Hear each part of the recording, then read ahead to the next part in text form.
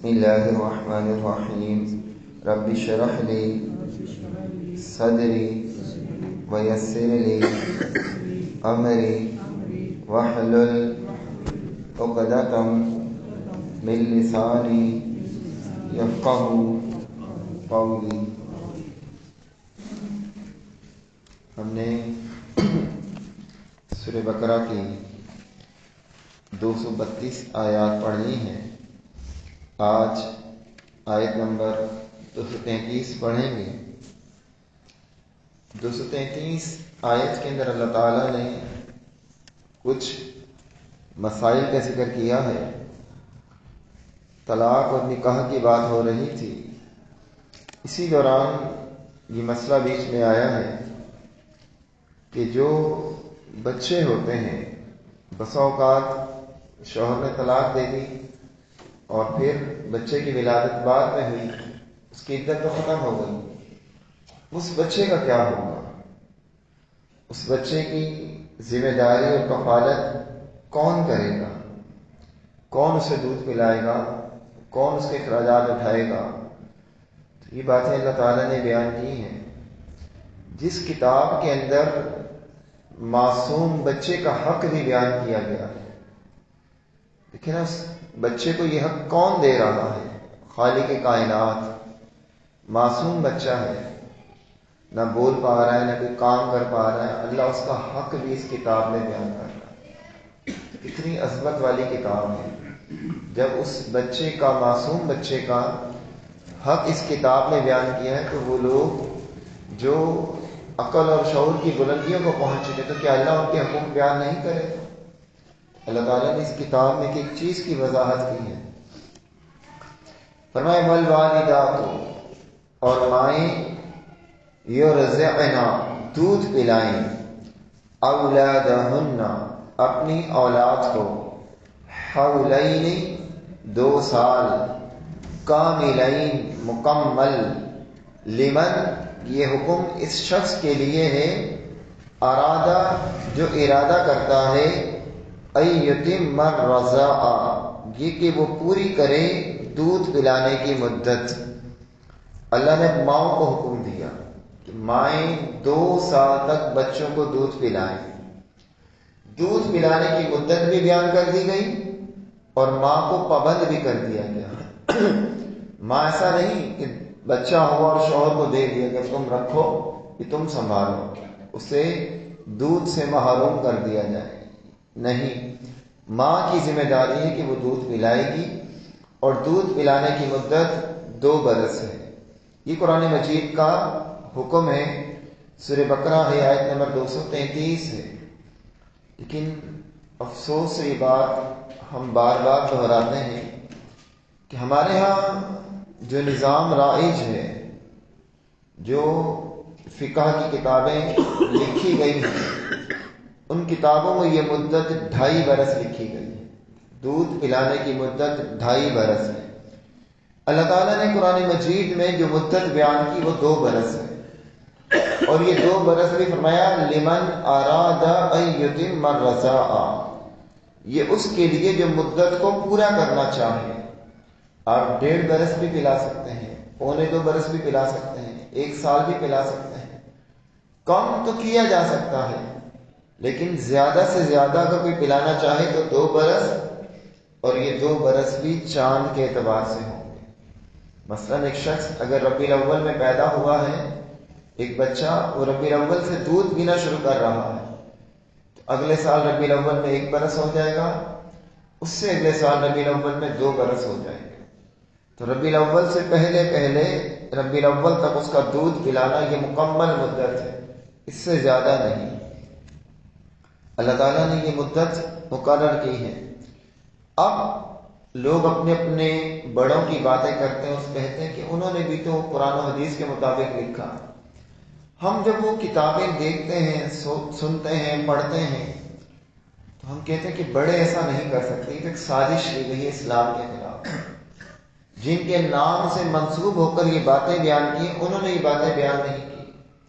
جیسے لوگ کہتے ہیں نا کہ عیسیٰ علیہ السلام اللہ کے بیٹے ہیں، عیسائی یہ بات کہتے ہیں، عیسیٰ علیہ السلام نے قطعاً یہ بات نہیں کی۔ عیسیٰ علیہ السلام نے نہیں کہا کہ مجھے اللہ کا بیٹا بنا لینا یا میں اللہ کا بیٹا ہوں۔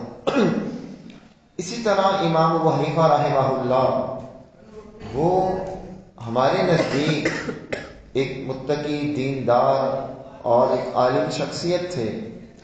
ان کی توہین یا گستاخی کا ہم تصور بھی نہیں کر سکتے۔ کوئی مسلمان ان کی توہین نہیں کر سکتا۔ جو ان کی توہین کرے اس کو اپنے ایمان کی فکر کرنی چاہیے۔ تو جو باتیں ان کی طرف منسوب کی گئی ہیں وہ انہوں نے کہی نہیں۔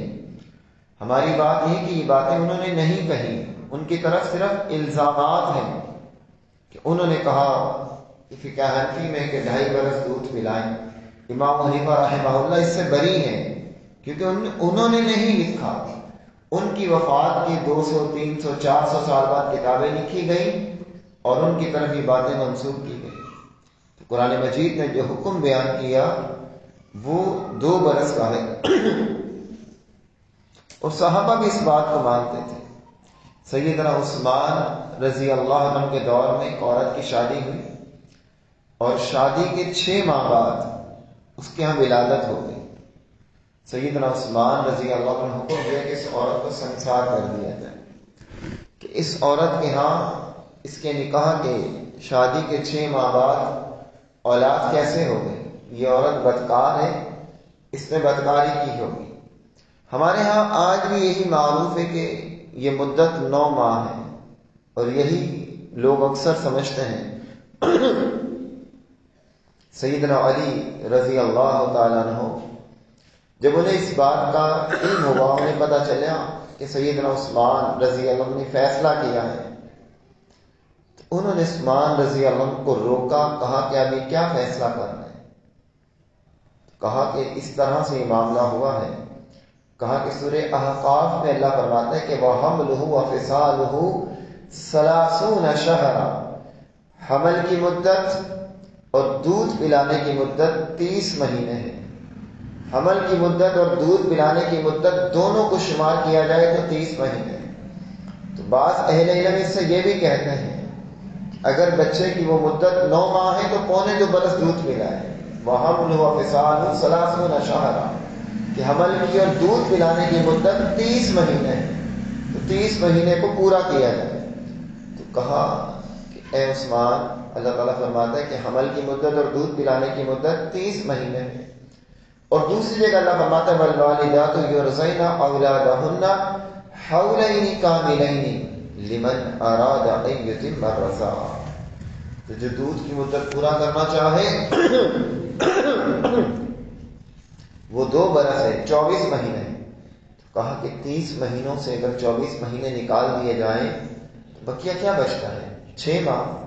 تو کہا کہ قرآن کے اعتبار سے بھی یہ پتہ چلا کہ حمل کی کم از کم مدت 6 مہینے۔ جب عثمان رضی اللہ عنہ کو یہ بات بتلائی گئی تو انہوں نے اپنا فیصلہ واپس لے لیا۔ وہ ضد نہیں کیا کرتے تھے، اپنی شخصیت اور انا کو بیچ میں نہیں لاتے تھے، اللہ کی بات کو تسلیم کرتے تھے۔ اور جب بچے کی ولادت ہوئی اور بچہ دیکھا نا صحابہ نے، لوگوں نے، تو لوگ کہتے ہیں کہ ایک کوہ دوسرے کوے سے اتنا نہیں ملتا جتنا وہ بچہ اپنے باپ سے ملتا ہے۔ اتنی مشابہت تھی اس بچے کی اپنے باپ کے ساتھ۔ حالانکہ 2 کوے ہوں تو آپ کہیں گے دونوں ایک جیسے ہیں، لیکن لوگوں کا کہنا یہ تھا کہ کوہ دوسرے کوے سے اتنا نہیں مل رہا تھا جتنا وہ بچہ اپنے باپ سے مل رہا تھا۔ تو حمل کی مدت بھی پتہ چلی اسی آیت کے اعتبار سے۔ دونوں آیتوں کو جب ہم دیکھتے ہیں کم از کم 6 ماہ ہیں۔ تو یہاں بہرحال بات ہو رہی کہ دودھ پلانے کی، اور وہ 2 برس ہے۔ وَعَلَى الْمَوْلُودِ لَهُ، اور اوپر بچے کے باپ کے ہیں، رِزْقُهُنَّ، اس کا کھانا، وَكِسْوَتُهُنَّ، ان کا کپڑا، بالمعروف، دستور کے مطابق، عورت کا بھی اور اس کے بچے کا۔ اس نے طلاق تو دے دی ہے، اب جب تک وہ دودھ پلا رہی ہے، کیونکہ دودھ حالانکہ اس کا اپنا بچہ ہے، لیکن یہ ذمہ داری کس کی تھی؟ باپ کی۔ باپ خرچہ دے گا.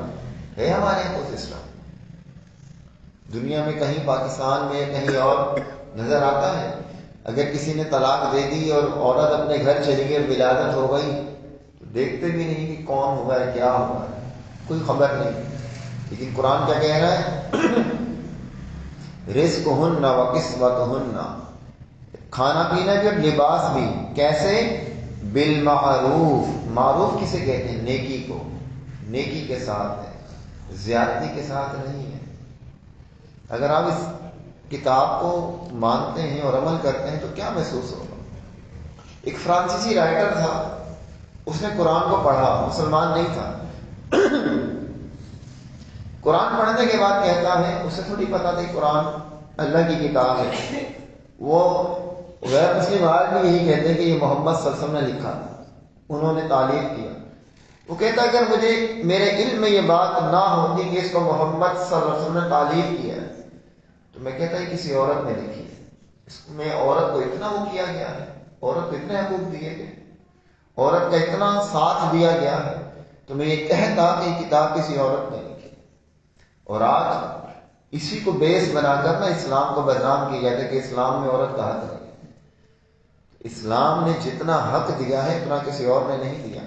یہ علیحدہ بات ہے کہ ہم عمل نہیں کرتے، یہ ہمارا قصور ہے. یہ قرآن کا نہیں ہے، یہ اسلام کا نہیں ہے، یہ اللہ کا نہیں ہے، یہ ہمارا قصور ہے. ہمارے ہاں عمل نہیں ہے. لا تکلف نفس، نہیں تکلیف دیا جاتا نفس، کوئی نفس، الا وسعها، مگر اپنی وسعت کے مطابق ہی. اللہ تعالیٰ کسی جان کو اس کی طاقت سے زیادہ تکلیف نہیں دیتا. اگر شوہر کے ذمے، باپ کے ذمے یہ لگایا ہے کہ وہ لباس اور کپڑا دے گا، رزق کھانا خوراک کا انتظام اس کی ذمہ داری ہے، تو یہ اس کی ذمہ داری ہے کیونکہ اولاد اس کی ہے، اس کی اولاد کو پال رہی ہے. لا تضار والدتم، نہ نقصان پہنچایا جائے ماں کو، بولدہا، اس کے بچے کی وجہ سے، ولا مولود لہ، اور نہ باپ کو، بولدہ، اس کی بچے کی وجہ سے. اب اس بچے کی وجہ سے نہ باپ کو نقصان پہنچایا جائے نہ ماں کو، دونوں کے ساتھ زیادتی نہ ہو. بسا اوقات بچہ باپ کو ہی دے دیا جائے، وہ ماں کی مامتا سے بھی اور دوسری محروم ہو جاتا ہے.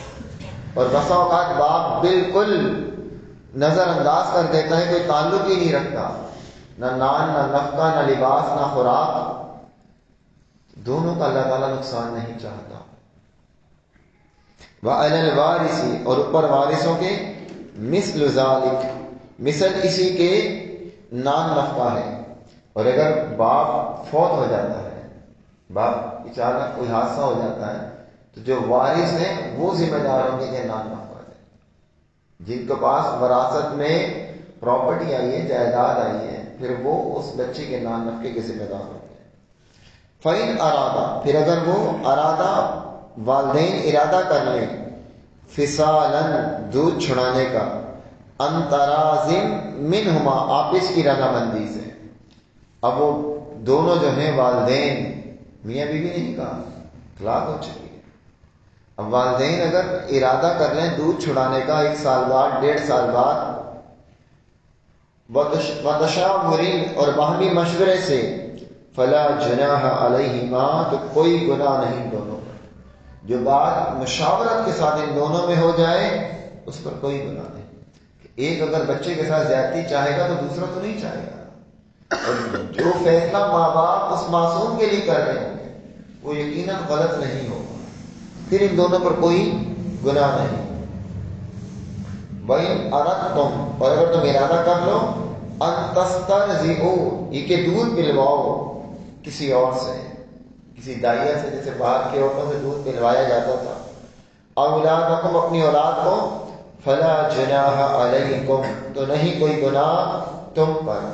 اگر وہ کہے نہیں میں باہر کسی اور عورت سے دودھ پلوانا چاہتا ہوں تو اس پہ بھی کوئی حرج والی بات نہیں، یہ بھی پلوا سکتے ہیں.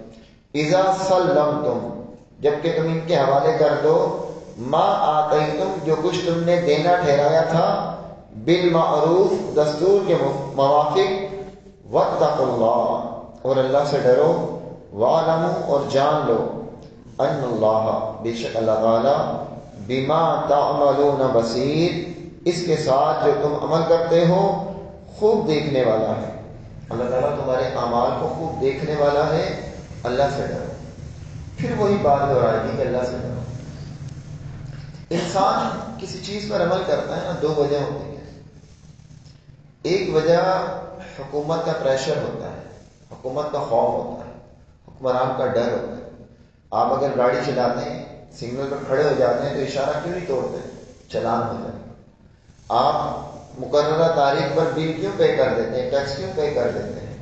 آپ ٹرین میں سفر کرتے ہیں تو ٹکٹ کیوں لیتے ہیں؟ خوف ہوتا ہے حکومت کا، پکڑے جائیں گے تو بدنامی ہوگی، گرفتاری بھی ہو سکتی ہے، جرمانہ بھی ہو سکتا ہے. ایک تو یہ خوف ہوتا ہے جس وجہ سے آپ ٹھیک کام کچھ کرتے ہیں. اب ان باتوں پر عمل کرنے کے لیے اگر حکومت کا کوئی خوف نہیں ہے تو کس کا خوف ہونا چاہیے؟ اندر ایک خوف ہونا چاہیے اللہ کا، جب یہ کام ہوتا ہے. اور اگر اندر وہ خوف نہ ہو کچھ بھی کہتے ہیں. جو ہماری حالت ہے کچھ بھی نہیں عمل الا ماشاء اللہ. کہیں کسی کا ہو تو ہو، اکثر دکھنے میں تو نہیں آیا آج تک، نہ سننے میں آیا کہ کسی نے اس طریقے کے مطابق نکاح اور طلاق کے معاملات اور بعد کے معاملات اس قرآن کے مطابق کسی نے کیے ہوں. ابھی تو کوئی ایک کیس بھی نہ سننے میں آیا نہ دکھنے میں آیا. کب ہوتا ہے یہ؟ واتقوا اللہ، جب اندر اللہ کا ڈر آتا ہے. اور وہ ہے نہیں ہمارے اندر، تو وہ ڈر پیدا کرنے کی کوشش کرنی چاہیے تاکہ ہم عمل کر سکیں.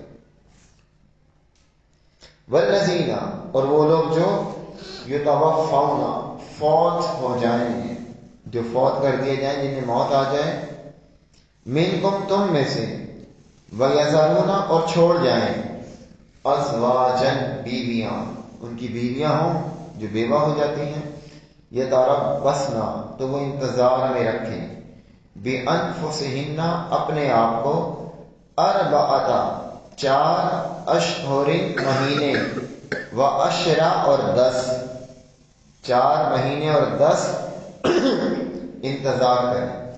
اچھا، قرآن نے 10 کی وضاحت نہیں کی، یہاں صرف اشرا کہا. 10 کیا 10؟ 4 مہینے اور 10 مہینے، 4 مہینے اور 10 سال، 4 مہینے اور 10 ہفتے، 4 مہینے اور 10 ساعتیں، 4 مہینے اور 10 دن، کیا 10؟ جو لوگ کہتے ہیں نا کہ نہیں بس ہم قرآن مانیں گے، ہمیں حدیث کی ضرورت نہیں، کرو ترجمہ. یہاں کیا کرو گے؟ حدیث بتاتی کہ 4 مہینے 10 دن. اگر حدیث نہیں مانو گے اس 10 کا کوئی ترجمہ ہی نہیں کر سکو.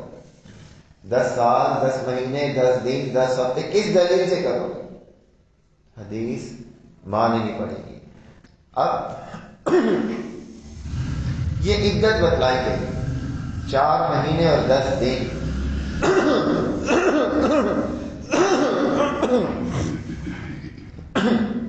4 مہینے اور 10 دن 130 دن بن جاتے ہیں. 4 مہینے کے 120 دن ہوتے ہیں اور 10 دن 130 دن بن جاتے ہیں. کسی کو پتہ ہے اسلام سے پہلے عدت کیا ہوتی تھی؟ پتہ ہے کسی کو؟ نہیں پتا ہمیں. صحیح بخاری میں بھی روایت ہے. اصل میں اگر یہ باتیں ہمیں پتہ ہوں تو ہم اسلام کا دفاع کر سکتے ہیں. ہم کسی کو بتا سکتے ہیں کہ اسلام نے یہ رکھا، پہلے یہ تھا، اسلام نے اس بات کو ختم کیا. نبی علیہ الصلوۃ والسلام کے پاس ایک عورت آئی اور کہا کہ میری بچی کا شوہر فوت ہو گیا، اس کی آنکھیں دکھ رہی ہیں، عدت میں تھی. تو کہا سرما لگا دو اس کو. اس نے کہا نہیں. اس نے پھر پوچھا میری بچی کا شوہر فوت ہو گیا، اس کی آنکھیں دکھ رہی ہیں، سرما لگا دو؟ آپ نے کہا نہیں. تیسری بار پوچھا، پھر آپ نے منع کر دیا. کچھ لوگوں کو یہ بات ناگوار لگتی تھی کہ سرما بھی نہیں لگانے دیا. سیدہ عائشہ رضی اللہ عنہا فرمائے کہ کیا تم اس بات کو بھول گئے کہ اسلام سے پہلے جب کسی کا شوہر فوت ہو جاتا تھا اس عورت کو ایک کوٹری میں بند کر دیا جاتا تھا.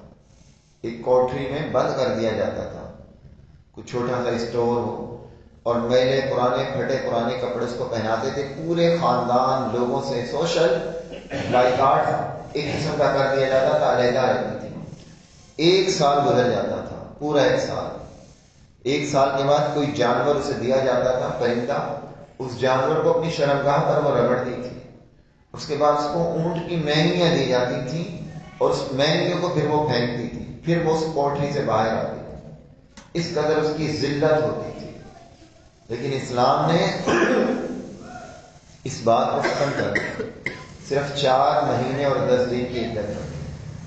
اس عدت میں 3 کام نہیں کرنے، اور مین جو بیسکلی کام ہے 3 کام اس نے نہیں کرنے.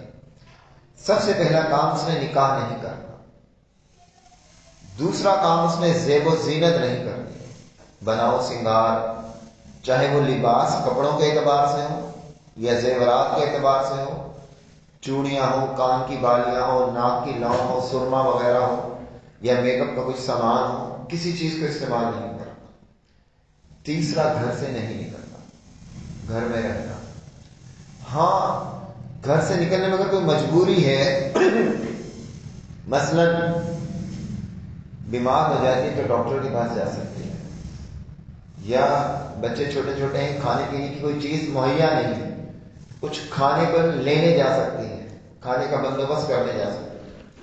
باقی بلا مقصد وہ گھر پہ سے نہیں نکل سکتی. کسی مریض کو نہیں دیکھنے جا سکتی، کسی کی میت میں نہیں جا سکتی، ویسے گھر سے نہیں نکلنا چاہیے. تو یہ عدت کے احکامات ہیں 130 دن. اب سوال یہ پیدا ہوتا ہے کہ 130 دن ہی کیوں ہیں؟ کم بھی ہو سکتے تھے، زیادہ بھی ہو سکتے تھے، 130 کیوں رکھے؟ دیکھیے اس میں اللہ تعالیٰ کی حکمت ہے. اصل حکمت تو اللہ ہی جانتا ہے. کچھ چیزیں سمجھ میں آتی ہیں. جب کوئی خاتون پریگننٹ ہوتی ہے تو جب 16 ہفتوں کا حمل ہوتا ہے تو اس میں روح ڈالی جاتی ہے. 120 دن کا جب اس میں روح ڈال دی جاتی ہے تو پھر اس کی سارے معاملات ہوتے ہیں، جیسا کہ حدیث میں آتا ہے.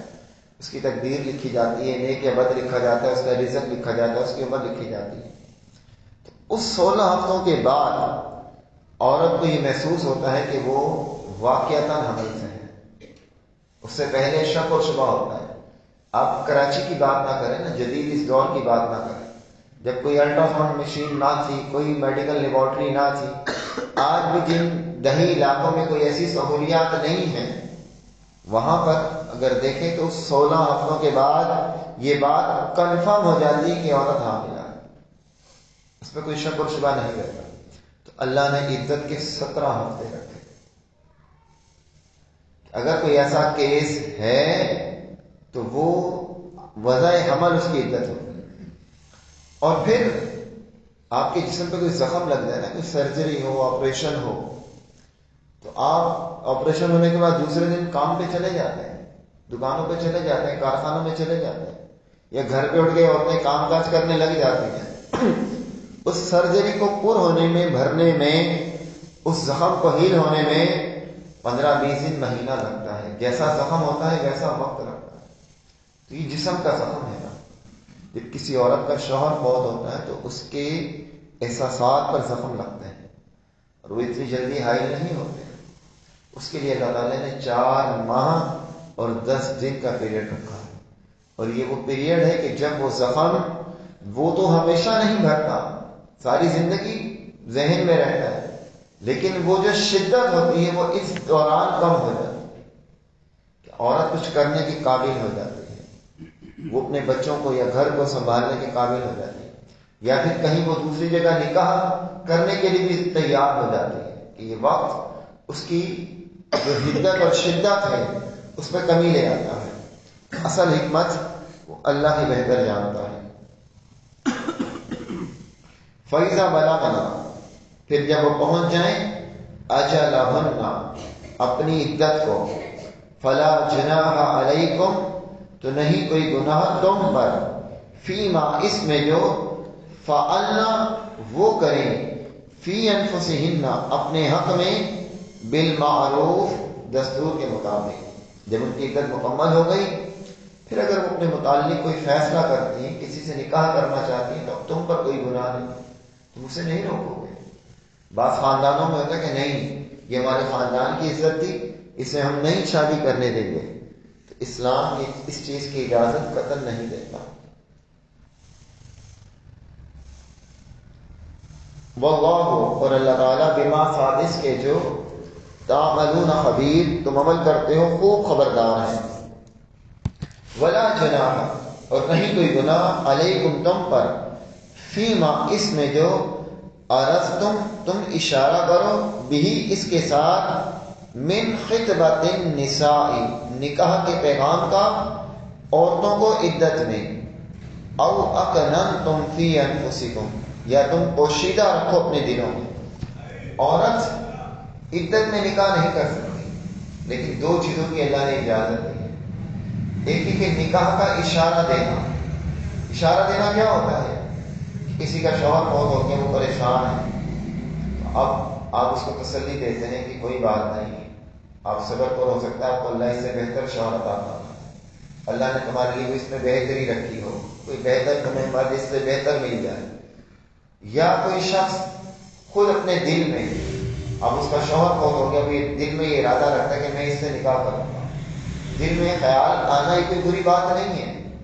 کسی بھی مرد کے دل میں کسی بھی عورت کے متعلق خیال آ سکتا ہے، کسی بیوہ کے متعلق، کہ میں اس سے نکاح کروں، اس کو سہارا دوں، برائی کے اعتبار سے نہیں، بے حیائی کے اعتبار سے نہیں، نکاح کے اعتبار سے، کوئی غلط تعلق کے اعتبار سے نہیں۔ تو ایسا خیال اگر عدت کے دوران کسی مرد کے دل میں آ جائے، اب مرد سوچے کہ یہ تو عدت میں تھی، میں نے سوچا اس کے بارے میں نہیں، اس پر کوئی گناہ نہیں۔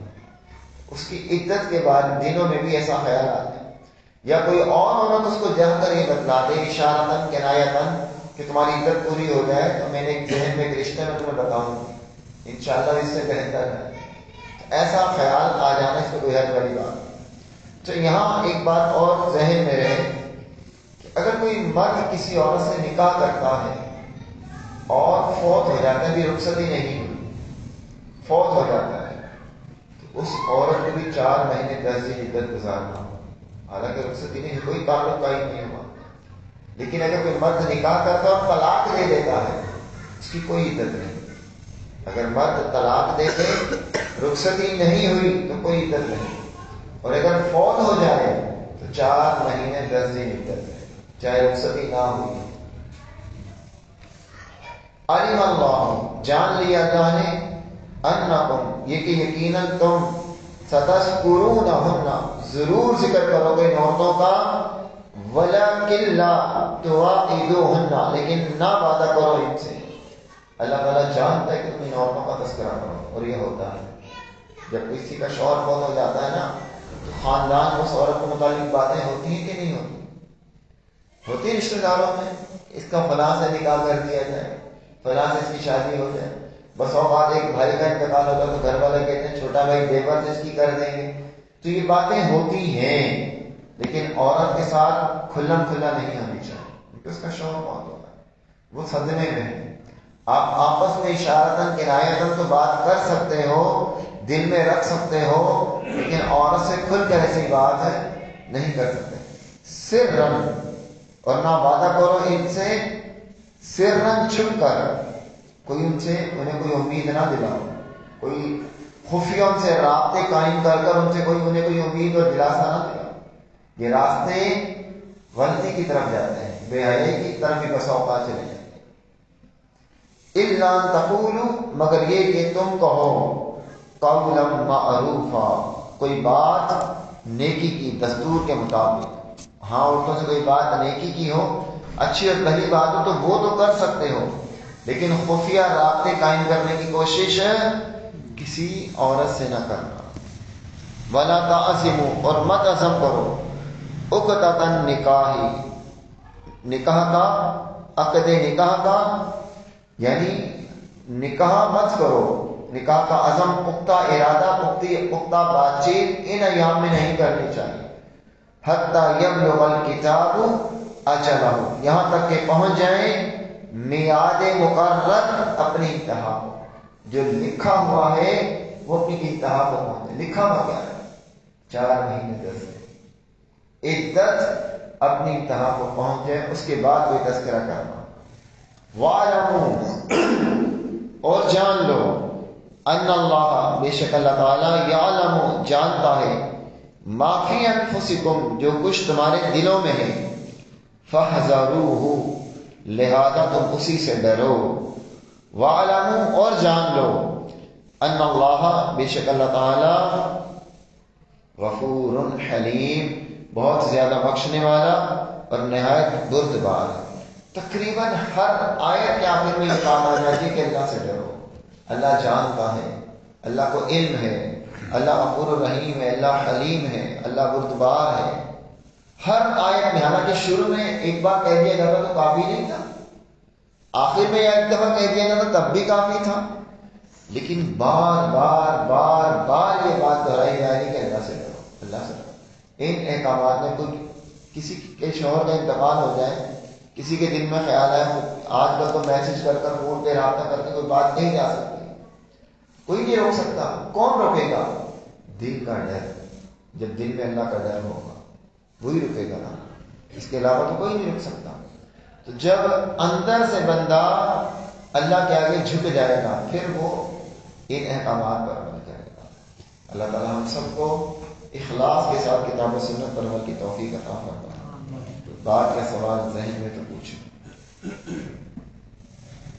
یہ جو مطلب کہ مرنے کے بعد جو 3 مہینے 10 دن کا جو ہے، 4 مہینے 10 دن، یہ 120 دن 4 مہینے کے بنے، لیکن چاند کے اعتبار سے چاند کے اعتبار سے کم یا زیادہ ہو سکتے ہیں، 1-2 دن کا فرق ہو سکتا ہے، تو عدت چاند کے اعتبار سے ہی ہوگی۔ جیسے محرم میں اگر کسی کا انتقال ہوگا نا 10 محرم کو، تو 10 محرم اس کا پہلا دن ہوتا ہے، لوگ اس کو کاؤنٹ ہی نہیں کرتے، وہ کہتے ہیں 11 محرم کو ایک دن ہوا، 10 محرم کو بھی دن کاؤنٹ ہوگا۔ تو 10 محرم، سفر، ربیع الاول، ربیع الثانی، جمادی الاول، 10 جمادی الاول کو 4 مہینے ہوں گے۔ اب 10 کو ایک دن کاؤنٹ کریں، 10 11 12 13 14 15 16 17 18 19 جمادی الاول کو اس کی عدت مکمل ہو جاتی ہے مغرب کا ٹائم۔ تو یہ چاند کے اعتبار سے دن کاؤنٹ ہوتے ہیں۔ یہ حمل عورت کے بارے میں آتا ہے کہ حمل عورت کی عدت زیادہ ہوتی ہے یا کم ہوتی ہے؟ اگر کسی کے شوہر کا انتقال آج ہوا ہے اور کل ولادت ہو جاتی ہے بچے کی، عدت ختم ہو جائے گی ایک ہی دن۔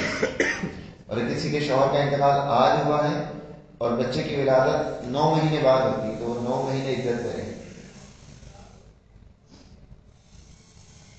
ایک دن کے بعد بھی نکاح کر سکتے ہیں؟ ہاں، وہ مگر وہ دن اس کے ہوں گے، نفاس کے دن ہوں گے، ان ایام کو گزار کے وہ نکاح کر سکتے ہیں۔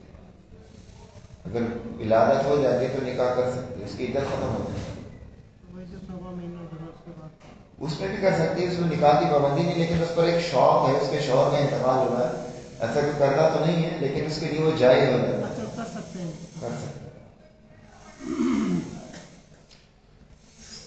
سبحانک اللہم وبحمدک اشہد ان لا الہ الا انت استغفرک واتوب الیک۔